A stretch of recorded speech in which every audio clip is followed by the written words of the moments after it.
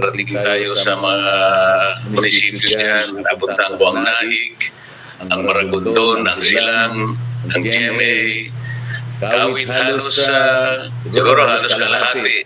Medyo napuntahan ko naman na bukod dyan ay nakarating na rin tayo sa Ormoc, sa Cebu, Galian, Lagari, tuloy-tuloy sa Maguindanao pa sa Pagay.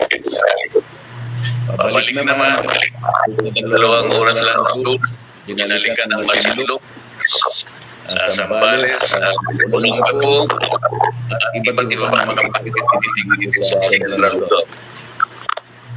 Ayan. So, buti na naman meron pa kayong energy for this morning. Senator Marcoleta. Sir, ang ilang natulog niyo kasi ang news mo na is may pag-asa ka